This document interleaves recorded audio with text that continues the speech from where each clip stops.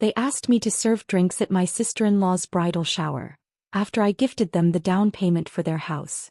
Not a thank you, just whispers and smirks. I slipped a sealed envelope under the cake stand. No one noticed, until the laughter stopped and faces turned pale. Too late. The moment I signed that check, something shifted in the universe. I didn't feel it then, not when I was floating on the high of generosity, my pen gliding across paper as I drafted away $25,000 of my savings. It was meant to be a foundation, both literally and metaphorically. A cornerstone for Amelia and her fiancé Jake's future together. My gift to family. I still remember the weight of the cream envelope in my hands that Sunday dinner. How I tucked it between the dessert plates, waiting for the perfect moment. My husband Richard squeezed my knee under the table, a silent acknowledgement of what we were about to do. Back then his touch still felt like partnership. "We have something for you too," I said, sliding the envelope across the polished mahogany toward Amelia's perfectly manicured fingers. Her expression when she opened it, I've replayed it 1,000 times. The widening eyes, the hand that flew to her mouth, the theatrical gasp that seemed practiced rather than genuine. "Oh my God. Richard, is she serious?" Not, "Thank you, Catherine." Not addressed to me directly. Already I was becoming an accessory to my husband's family, not a person in my own right. "Dead serious," Richard laughed. "Kat wanted to do something special for you guys. She's been saving." I had been saving. For 5 years. For a writing retreat in Scotland I'd dreamed about since college. But family comes first, isn't that what they always say? Jake lifted his glass. "To Catherine, the fairy godmother." Everyone laughed, glasses clinked, and for one shimmering moment I felt seen. Appreciated. 3 days later, they put an offer on a craftsman bungalow in the historic district. I found out via Instagram, a photo of Amelia holding a sold sign, captioned, "Dreams do come true." #blessed #new chapter. No mention of how those dreams materialized. No acknowledgement of the fairy godmother's wand. I told myself it didn't matter. That the joy of giving was enough. I smiled through the housewarming party where I was introduced as Richard's wife, to Jake's extended family. I nodded appreciatively as Amelia led tours, describing how they'd saved for years for this perfect starter home. The wedding planning consumed everything after that. Weekends disappeared into venue tours and cake tastings. Events I learned about after they happened through social media posts or casual mentions at family dinners. "Oh, we didn't want to bother you," Amelia would say, eyes wide with practiced innocence. "You're so busy with work." "I am busy with work." I built a consulting business from scratch while Richard finished law school. The same business that generated the disposable income that now formed the foundation of their home. The first direct message I received from Amelia in weeks was a group text to the bridal squad. Her mother, sisters, and 3 college friends. And me somehow included as an afterthought. "Ladies. Bridal shower details finalized. Sunday, May 17th, 1 to 4 p.m. at Mother's house. Catherine, would you mind helping with drinks and cleanup? We need someone reliable to keep things running smoothly." I stared at my phone for so long the screen went dark. When I brought it up to Richard that night, his response cut deeper than the request itself. "Just do it, Kat. Don't cause drama. You know how important this is to my family." His family. Not ours. Never ours. I arrived at 11:30 that Sunday as instructed. Wore the black dress Amelia's mother suggested would be appropriate for someone helping out. I twisted my hair into a severe bun, removed my statement earrings and applied minimal makeup. If they wanted me invisible, I would become a shadow. The table was already set with delicate china and crystal flutes when I arrived. Pink roses and peonies cascaded from centerpieces that probably cost more than my weekly grocery budget. A 3-tiered cake stand dominated the dessert table, topped with a confection so elaborate it looked more like architecture than food. "Catherine." "Thank goodness," Amelia's mother swooped in, pressing an apron into my hands. "The ice needs arranging in the champagne buckets. 4 bottles in each. And when guests arrive, just circulate with the trays. Keep them full, keep smiling. No hello. No how are you. Just instructions." I nodded, tied the apron strings and got to work. By the time guests arrived, I had transformed completely into what they needed. A service provider. Invisible except when useful. The party swelled around me, voices rising in practiced excitement as gifts were opened. Designer kitchenware. Crystal vases. A weekend at a vineyard spa. With each extravagant present, I thought of what $25,000 could have bought instead of a down payment. What it meant to me versus what it apparently meant to them. Nothing. More champagne over here, someone called, wiggling an empty glass in my direction without making eye contact. As I poured, I overheard Amelia's maid of honor whispering to another bridesmaid. "Can you believe Richard's wife? Hovering like that. At least she's useful for something." The laughs that followed burned worse than tears. I moved mechanically for the next hour. Pour. Smile. Repeat. Until something inside me, some last tether of patience or self-respect, simply snapped. During a lull, while everyone gathered for another gift-opening session, I slipped into the kitchen. From my purse I withdrew a sealed envelope. White, unassuming, deadly in its simplicity. I'd been carrying it for days, waiting for courage or desperation to win out. Back in the dining room I approached the cake display. With steady hands belying my thundering heart, I slid the envelope under the cake stand's base, positioned perfectly so it would be found, but not immediately. Not until I was ready. Not until they had laughed and celebrated and dismissed me one final time. The tray in my hands suddenly felt significant, symbolic. I had given them the foundation for their dreams. They had given me servitude in return. The transaction was clear now. And soon, very soon, the real cost would be too. The champagne fizzed in crystal flutes as rose all-day banners fluttered from every conceivable surface. The irony wasn't lost on me.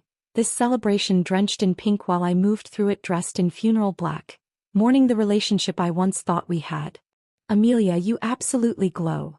A woman in a blush shift dress embraced my sister-in-law, their cheeks pressing together for the third Instagram-ready photo in as many minutes. "This is just perfection." Perfection. That was the word of the day, uttered with reverent sighs as guests toured the meticulously arranged space. Pink roses cascaded from hanging installations. Sequin table runners caught the afternoon light. Even the macarons had been custom-dyed to match the exact shade of Amelia's wedding invitations. I circulated with practiced invisibility, refilling glasses and collecting discarded napkins. Their eyes slid over me like I was part of the catering staff, which, effectively, I was. A role I had been assigned rather than offered. "Ladies, let's gather for a toast." Amelia's maid of honor clinked her glass with a silver spoon. The crowd hushed, forming a semicircle around the gift table where Amelia perched on a blush velvet chair that resembled a throne. "To our radiant bride," the maid of honor began, "who has truly manifested her dream life. Dream man, dream house, dream everything." I maintained my position by the bar, hands folded over my serving tray, watching Amelia's face glow with pleasure at the recognition of her perfect life. A life partially built on my sacrifice. "And can we talk about that house?" another bridesmaid chimed in. Total #home goals. "The universe definitely favors you, babe." The universe. Not her brother's wife. Not the woman who had transferred a significant portion of her savings account into their mortgage fund. The universe. Laughter rippled through the gathering as I mechanically wiped down the counter, collecting abandoned lipstick-stained glasses. The envelope beneath the cake stand seemed to pulse with its own heartbeat, a ticking reminder of what was to come. 3 days after signing that check, I'd sat across from my lawyer Daniel in his downtown office. "Are you certain about this?" he had asked, sliding the quiet title claim papers across his desk. "Once we file, there's no going back." I remembered how the leather chair had creaked as I leaned forward. The money was never intended as a gift. It was an investment in family. In belonging. My voice had hardened. "They've made it clear I don't belong. So yes, I'm certain." Daniel had nodded slowly. This might blow things up. Relationships, holidays, everything. I had met his gaze steadily. They already did. Now, watching Amelia hold court among her admirers, that conversation echoed in my mind. The legal paperwork filed. The wheels set in motion. The trap laid beneath sugared roses and fondant. "Oh, Catherine." Amelia's voice cut through my thoughts. She was gesturing toward me, champagne sloshing dangerously close to the rim of her glass.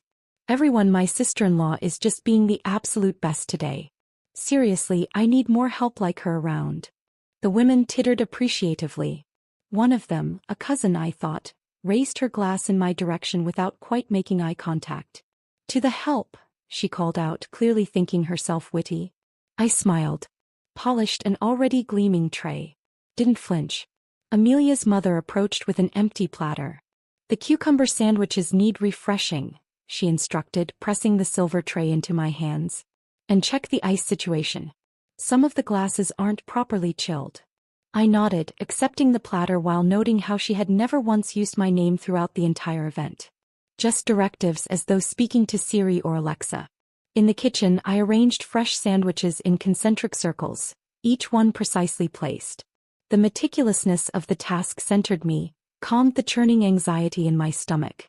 I listened to the celebration continuing in the other room, the theatrical gasps as gifts were unwrapped, the practiced exclamations of delight. When I returned, Amelia was opening a box containing crystal champagne flutes. "For your forever home," the gift giver exclaimed. Forever home. The phrase hung in the air like a soap bubble, beautiful and fragile. Soon to pop. I placed the refreshed tray on the table and resumed my position against the wall. From this vantage point, I could see the entire room.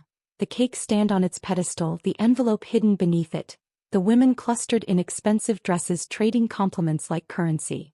Someone's child, a flower girl perhaps, darted past the dessert table, her hand trailing dangerously close to the cake. My heart leapt into my throat, but the girl moved on without disturbing anything. Not yet. The time wasn't right. The knot in my stomach tightened with every burst of laughter, every exclamation about Amelia's good fortune. I checked my watch. 2 more hours of this performance remained. 2 more hours of smiling blankly while being treated as furniture. 2 more hours until the moment when everything would change. A bridesmaid approached, empty glass extended. "More please," she said without looking at me, already turning back to her conversation. As I poured, I overheard snippets. "Down payment from somewhere. Lucky break with that house. Never could have afforded it otherwise." They knew. They all knew where the money had come from. Yet here I stood, demoted from benefactor to bartender. I placed the bottle back in its ice bucket with deliberate care. There was power in my silence, in my knowledge of what was coming. A sweet, patient power that would outlast their momentary celebration. The afternoon stretched on, a parade of pink excess and hollow compliments. I moved through it like a ghost, present but unseen. The weight of the legal papers beneath that cake grew heavier with each passing minute, with each dismissive glance, with each order barked in my direction. But I waited. I watched. Let them celebrate a little longer. Let them bask in the glow of their perceived perfection, their imagined security. Let them enjoy the sweetness before tasting what lay beneath. Because sometimes silence is sweeter than vengeance. And sometimes silence is the setup for the loudest fall. The minutes ticked by like a countdown to detonation. Gift after gift was unwrapped, each one accompanied by theatrical gasps and practiced gratitude. I'd been refilling champagne flutes mechanically for nearly 2 hours when Amelia's mother announced it was time for cake. "Ladies, gather round," she trilled, gesturing toward the 3-tiered masterpiece that had been commanding attention from its pedestal all afternoon. "Amelia is going to say a few words before we indulge." My pulse quickened. This was it, the moment everything would change. I steadied my breathing, gripping my serving tray a little tighter as the women arranged themselves in a semicircle around the dessert table. Amelia glided to her position beside the cake, champagne flute raised, lips curved in that camera-ready smile she'd perfected over years of being the family favorite. She looked like a magazine cover, blush dress hugging her figure, hair cascading in artful waves, diamond engagement ring catching the light with every gesture. "I just want to thank everyone for making today so special," she began, voice pitched to that emotional frequency that signaled tears might be imminent. "When I think about this journey toward marriage, I'm overwhelmed by how blessed I am." A chorus of affirmative murmurs rippled through the audience. I remained still, watching her perform gratitude with Oscar-worthy precision. "My amazing family has supported me every step of the way," Amelia continued, turning slightly to lock eyes with my husband, who stood among the few male attendees near the kitchen entrance. She winked at him, an intimate gesture between siblings that somehow felt like another exclusion. Not once did her gaze travel to me, the shadow in black hovering at the room's periphery. To my wonderful bridesmaids, my incredible mother, and everyone who's made this house a home, you are my everything. This house, the one built on my sacrifice, the one she was about to learn wasn't actually hers. What happened next seemed orchestrated by fate itself. Amelia's cousin Diane, always slightly clumsy after a few drinks, leaned forward to adjust a lopsided napkin beside the cake stand. Her elbow bumped the pedestal, causing it to shift just enough. The white envelope, which had been waiting patiently beneath the stand's base, slipped free. It fluttered to the floor with unnatural grace, landing directly at Diane's feet like a deliberate messenger. "Hey, what's this?" Diane bent to retrieve it, holding the envelope up with furrowed brows. "Did someone lose something?" All eyes fixed on the mysterious paper. My heart hammered against my ribs with such force I was certain everyone could hear it. "It probably fell from one of the gifts," Amelia said, reaching for the envelope with casual interest. "Let me see." She took it without suspicion, her perfectly manicured fingers breaking the seal with careless efficiency. I watched her expression transform as she unfolded the document inside, confusion giving way to disbelief, then horror, then rage in rapid succession. The color drained from her face so quickly it was as though someone had pulled a plug. Her hand dropped to her side, the papers dangling from suddenly limp fingers. What is this?" she whispered, voice stripped of its earlier performance quality. A murmur rippled through the gathering. Confusion spread like ripples in still water. Someone asked what was wrong. Another guest stepped closer to peer at the papers. I placed my tray on the nearest table with deliberate calm and stepped forward into the circle for the first time that day. All eyes swiveled toward me, finally seeing me, really seeing me, perhaps for the first time. "It's paperwork," I said, my voice steadier than I'd anticipated. "A formal notice that the house isn't yours anymore." The silence that followed was absolute. Complete. As though the universe itself had paused to witness this moment of reckoning. I heard a glass shatter against tile. Someone had dropped their champagne in shock. The sound crystallized the moment, marking the exact second when their perfect celebration shattered. "You can't be serious," Amelia hissed, her composure cracking like thin ice.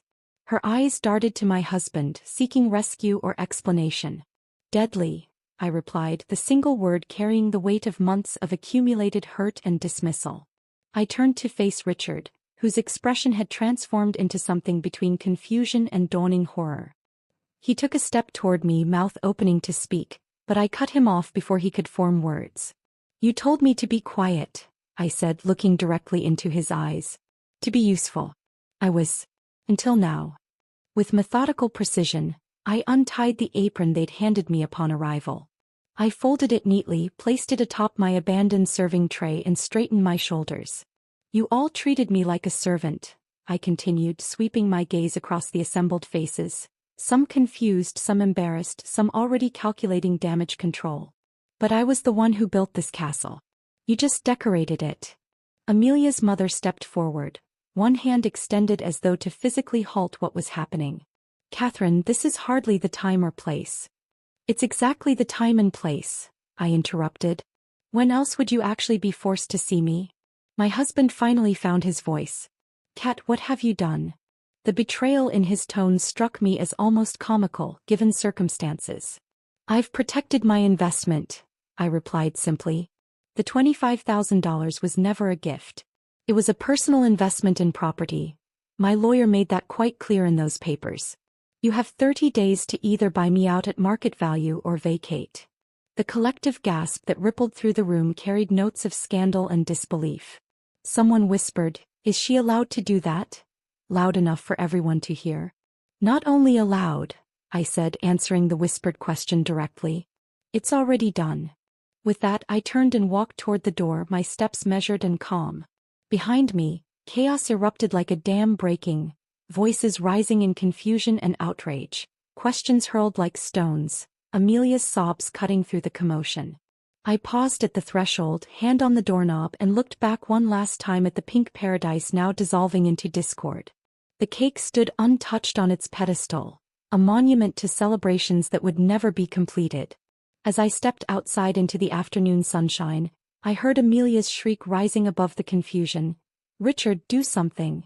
But it was too late for doing something. Too late for apologies or explanations or family loyalty. The time for those things had passed with every dismissive glance, every exclusion, every moment they'd relegated me to the role of servant rather than family. Behind me, their perfect celebration was cracking wide open. And for the first time in months I could breathe. The drive home from the bridal shower was surreal. I floated through traffic lights and lane changes, windows down, breathing in air that somehow tasted different. Freer. The afternoon sun cast everything in a golden glow that felt symbolic, illuminating a world I hadn't fully seen before. A world where I finally stood up for myself. At home I changed out of the black dress, that uniform of invisibility, and pulled on jeans and a sweater in deep burgundy, a color I'd always loved but Richard once commented was a bit much for family gatherings. I made tea, opened my laptop and waited. 3 hours and 27 minutes. That's how long it took for the hurricane to arrive. The door flew open with such force it bounced against the wall, leaving a nick in the plaster. Richard stormed in, still wearing the blue button-down from the shower, though it was now untucked and wrinkled. His face was a storm front of rage and disbelief. "What the hell were you thinking?" he demanded, throwing his keys onto the counter with enough force to send them skidding into a vase. "You humiliated her in front of everyone. Her friends, her family, everyone." I sipped my tea, the ceramic warm against my palms. "Hello to you too. This isn't funny, Catherine. Do you have any idea what you've done? The shower is ruined. Amelia's been crying for hours. My mother had to take anxiety medication." "You made me invisible," I replied, setting down my mug with deliberate calm. "For months. Every single day." He paced the living room like a caged animal, running his hands through his hair until it stood up in agitated spikes. This was supposed to be her special day. Her one perfect celebration before the wedding. And you turned it into some kind of revenge plot. "Interesting," I observed, "how quickly you jumped to her defense. How deeply you feel her humiliation. Yet when I was reduced to serving trays and cleaning duties, you told me not to 'cause drama. That's completely different and you know it," he exploded, slamming his palm against the wall. "This is about timing, Catherine. About appropriateness. About embarrassing our entire family in front of everyone they know." He ranted for nearly 10 minutes. About social appearances, about family reputation, about the financial implications of my legal maneuver. Not once, not a single time, did he utter the word respect. Not once did he acknowledge how I had been treated. His concern was entirely for them. For appearances, for comfort, for the status quo I had so rudely disrupted. When he finally paused for breath, chest heaving, I rose from the couch and walked calmly to my laptop. "I'd like to play something for you," I said, opening an audio file I'd been compiling for weeks. "This was recorded at your mother's birthday dinner last month." I pressed play.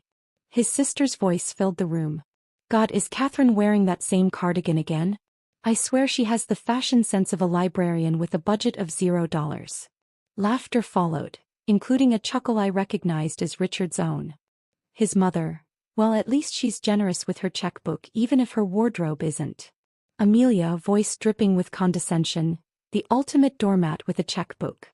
Did you see how she offered to help with the floral arrangements after I told her the bridesmaid dresses were all assigned? Like, honey, you're not in the wedding party."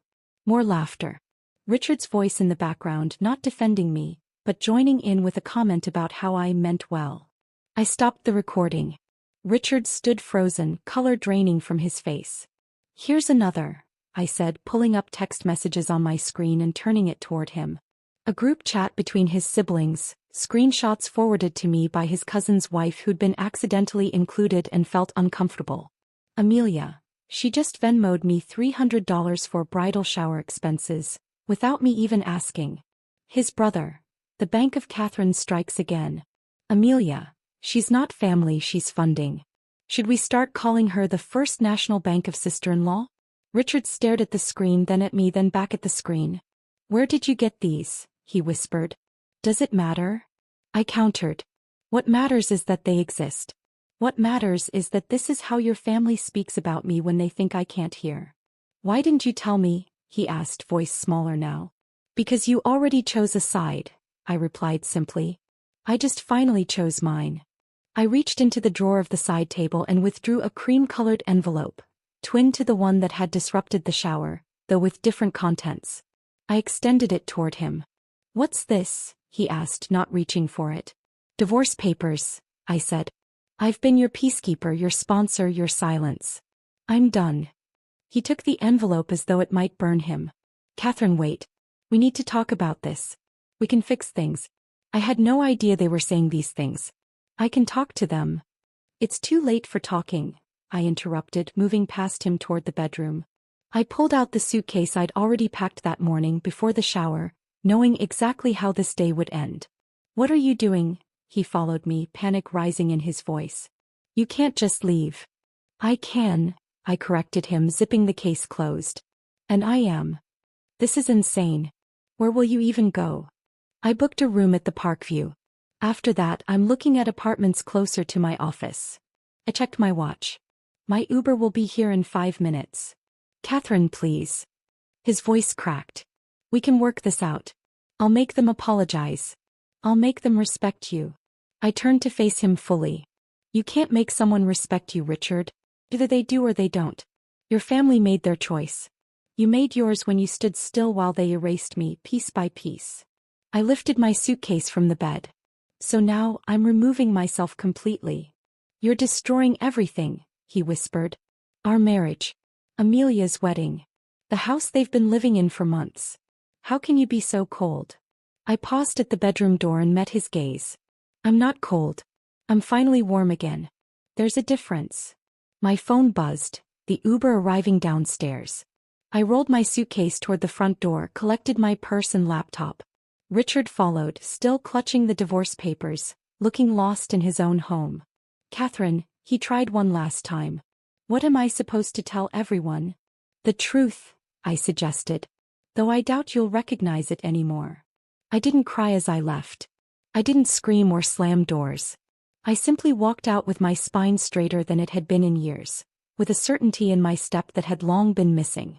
The elevator doors closed on the image of my husband standing in our doorway, looking suddenly small and confused. A man confronted with consequences he never anticipated because he'd never bothered to see the damage being done. As I settled into the backseat of the waiting car, I felt something unexpected. Not satisfaction or vindication or even anger. Just a profound sense of lightness, as though I'd set down a burden I'd been carrying for so long I'd forgotten what it felt like to stand unencumbered. This wasn't revenge. It was release. The Parkview Hotel became my sanctuary for exactly 7 days. 7 days of room service breakfasts, of working remotely from a desk overlooking the city park, of sleeping diagonally across a king-sized bed that belonged only to me. 7 days during which my phone vibrated so incessantly I finally silenced all notifications except those from clients and my lawyer. The first call came barely an hour after I checked in. Richard, his voice a strange mixture of anger and pleading. "You need to come home. We need to talk about this like adults." I let it go to voicemail. The second call came at 11:43 that night. Amelia, words slurring slightly, oscillating between tearful apologies and vicious accusations. "You've ruined everything. How could you do this to family? We never meant to hurt you." By morning there were 17 missed calls and 32 text messages. By the end of day 2, those numbers had nearly tripled. Richard's mother left voicemails that started with stiff formality. "Catherine, this is Margaret. I think we need to discuss this situation." And devolved into barely contained fury. "You vindictive little gold digger. After everything we've done for you." Amelia's fiancé Jake called exactly once. His message was unexpectedly sincere. I had no idea what was happening. "I'm sorry you were treated that way. But please, this is our home." I forwarded every contact attempt to Daniel, my lawyer, who responded to each with the same clinical precision. "The documents are binding. The gift has been legally revoked. All further communications should be directed to this office." On day 3 the threats began. "We'll sue you for every penny. You'll never work in this city again. Everyone will know what kind of person you really are." On day 4 the tone shifted to desperate negotiation. Amelia texted, "We can work something out. Monthly payments? Interest? Please just talk to us." By day 5 the sympathy card emerged. Amelia called sobbing, "We don't have anywhere else to go. You're making us homeless. Is that what you want?" I broke my silence with a single text, sent not to her but to my lawyer to relay. I'm willing to sell them the house at full market value. No discount. No grace period on payments. The response came back through Daniel. They're asking for terms. Installments. Family consideration. No, I replied. Full price or vacate in 30 days. They didn't have it. Not without me. That reality seemed to be sinking in for all of them now. How much they had relied on my generosity while simultaneously diminishing me. On the 7th day, I signed a 6-month lease on a sunlit apartment overlooking the river, 15 minutes from my office and 40 minutes from our old neighborhood. I hired movers to collect my designated belongings from the condo, scheduled for a time when Richard would be at work. The notifications continued their digital assault, but their frequency began to wane. Desperation gave way to resignation, then to bitterness. Through carefully curated updates from a single former colleague who remained neutral, I learned that Jake had packed his things and left 3 weeks after the bridal shower meltdown. Creative differences about their future was the official explanation that circulated. The wedding was postponed indefinitely. Richard moved back in with his mother. Temporarily, he told everyone. Just until things settled down. The condo went on the market, priced below value for a quick sale. The most telling transformation happened on social media. Amelia's Instagram account, once a meticulously curated showcase of her perfect life, went silent. No wedding planning updates. No home renovation projects. No artfully arranged brunch photos. The house they had briefly called home, my investment, my leverage, went into default. They vacated without properly winterizing the pipes. A neighbor called about a water leak from burst pipes. After the insurance claim and repairs, I listed it with a realtor who specialized in quick turnover properties. It sold within a month. In late June, I heard through the dwindling grapevine that Amelia was living in a rental apartment on the unfashionable side of town, telling anyone who would listen that she had been scammed by her vindictive sister-in-law, that I had tricked them into financial ruin. I never responded. Not to the rumors. Not to the increasingly infrequent messages. Not to Richard's final plea to at least talk for closure. My silence wasn't calculated cruelty, it was self-preservation. My dignity didn't need to argue its case. It needed distance. It needed to heal. With the divorce proceeding smoothly and the house matter settled, I took the vacation I had originally been saving for when I wrote that $25,000 check. 2 weeks in Scotland alone. Hiking windswept hills. Writing in centuries-old pubs. Sleeping in castle-converted hotels where no one knew my name or my story. On my last night in Edinburgh, I sat in a small restaurant overlooking the city lights, savoring a glass of whiskey that the server had described as not for beginners. My phone buzzed with a message from an old college friend who had heard rumors and wanted the real story. "Are you okay?" she asked. "Do you miss them? The family you almost had?" I actually laughed out loud, earning curious glances from nearby diners. Miss them? No, I typed back. I missed myself. And I finally found her again. Later that night, standing in front of the bathroom mirror in my hotel room, I studied my reflection with newfound clarity. The woman looking back at me seemed different. Eyes brighter, shoulders straighter, an easy confidence in the curve of her smile that had been absent for too long. I recognized this woman. She was the one who had built a business from scratch, who had valued family and connection, who had trusted her own worth. She was someone they had never really known. The real Catherine beneath the checkbook, beneath the accommodating silence, beneath the designated role of useful background character. They never bothered to look beyond what I could give them, never cared to discover who I actually was. And now it was too late. I turned away from the mirror and packed my suitcase for the flight home, not to make amends, not to rebuild bridges, but to continue constructing the life I deserved, free from those who had taken without giving, who had diminished without recognizing the cost. Some things once broken deserved to stay that way. 6 months after Scotland, I found myself at a coffee shop downtown, laptop open, finishing a proposal for a new client. My business had expanded, 3 new employees, a renovated office space, and a waiting list of clients attracted by our reputation for integrity and results. The irony wasn't lost on me. My professional life flourished precisely when I stopped diminishing myself for others.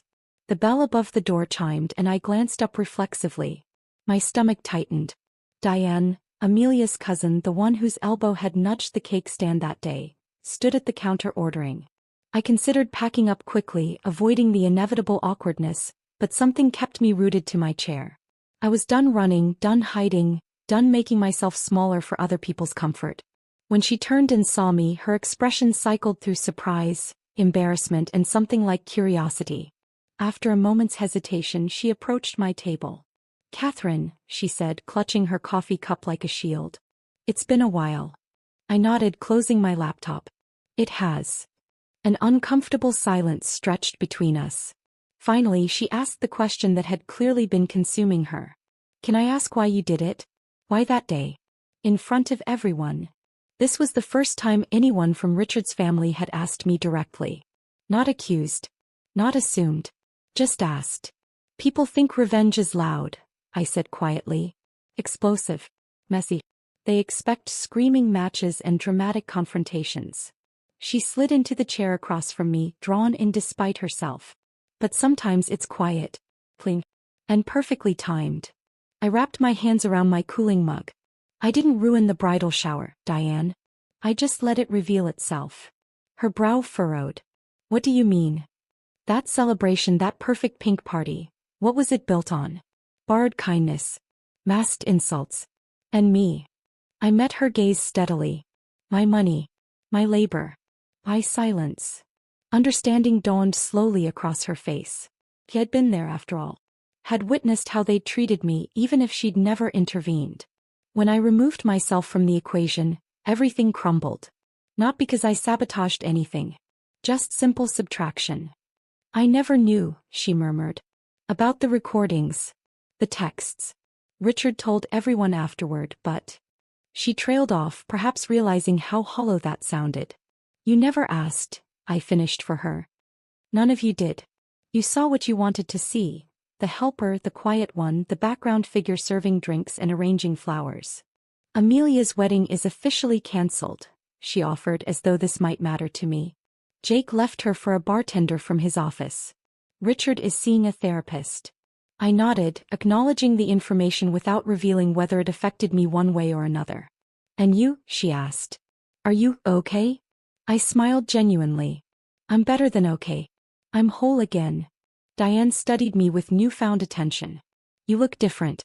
Lighter somehow. That's what happens when you stop carrying other people's expectations." She hesitated, then leaned forward. "Everyone's talking, you know. Not about you like you might think. About them. About Amelia especially." "I know," I said simply. "She's been telling people you scammed her, that you tricked them about the house money. Also expected. But nobody's really buying it." Diane twisted her cup nervously. "Her bridesmaids, they saw how she treated you that day. Word spread. And then when everything fell apart so quickly after, people put it together. I hadn't known this part. Hadn't cared enough to track the social fallout beyond what directly affected me. The knowledge brought no particular satisfaction. Just a quiet acknowledgement that truth eventually emerges, with or without explanation." "I never looked back," I said. "Never explained. Never needed to." "Well, it worked." She offered a rueful smile. "You reclaimed your story. On your terms." We sat in silence for a moment, the afternoon light slanting through the window, casting everything in warm amber. Eventually, she gathered her things to leave but paused before standing. "Can I ask you one more thing? What actually happened that day? From your perspective?" I considered her question not out of obligation to explain myself, but because I wanted to articulate it, for myself if not for her. "Sometimes," I said carefully, "you just have to let them eat cake, and then read what's underneath it." Her lips quirked in surprised appreciation of the metaphor. "That's not revenge," I added. "That's truth. Served cold." After Diane left, I remained at the table watching pedestrians stream past the window. Lives intersecting briefly, then continuing on their separate paths. Like mine had with Richard's family. 2 weeks later, I received a handwritten note in the mail. Not from Diane, but surprisingly from Margaret, Richard's mother. Just 3 lines. "I was wrong about you. I'm sorry for what we did. It was too little too late." I didn't respond. Not out of lingering anger, but because there was simply nothing left to say. Some endings don't require epilogues. At the 1-year mark of what would have been Amelia's wedding day, I donated the full $25,000, the amount I'd originally given them, to a women's shelter downtown. Not as penance, not as performance, but because it felt right. A reclamation of the intention behind that original gift. To build something meaningful, something that would last. My new home has no pink anywhere. No roses, no sequins, no champagne flutes. Instead, it has space, for growth, for authenticity, for the unvarnished truth of who I am. The bookshelves overflow with travel guides for places I'm finally visiting. The walls display art that speaks to me, not chosen to impress others. Occasionally, I hear snippets about Richard and his family. He's dating someone new. Amelia moved to another state. Life continues as it always does. But I no longer orbit their sun. I became my own. I didn't destroy their perfect world. I simply stepped outside of it and watched as it collapsed under the weight of its own hollow center. I didn't break their party, I just let it end. And in that ending I found my beginning. Sometimes the most powerful thing you can do isn't to burn everything down. It's to quietly remove the single thread that was holding it all together, and then walk away without looking back as it unravels behind you. That's not revenge. That's freedom. If this story of sweet revenge had you on the edge of your seat, smash that like button right now. My favorite part was when Catherine slipped that envelope under the cake stand after being treated like staff at her own sister-in-law's bridal shower. The same sister-in-law whose house she paid for. What was your favorite moment? Drop it in the comments below. Don't miss more thrilling stories like this. Subscribe and hit that notification bell so you never miss an upload.